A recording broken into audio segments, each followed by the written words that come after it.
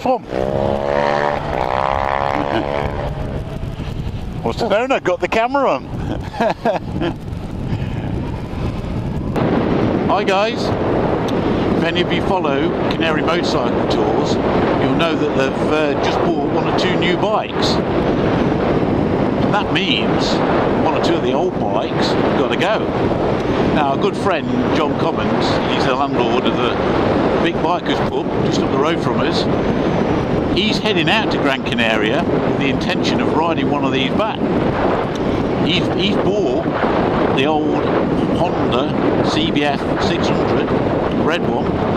He's ridden that every time he's gone over there, and I think he's fallen in love with that bike.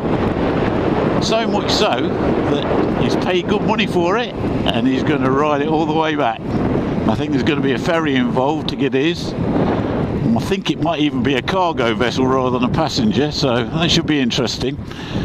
But what we're going to do, we're going to let him have our little old GoPro here, and hopefully he can record some or part of the journey enough that I can put a video together of his adventure. If he is successful at recording, I'll put it out on this channel. It should be interesting, hopefully anyway. So that's it for now. I'll catch you later. Cheers.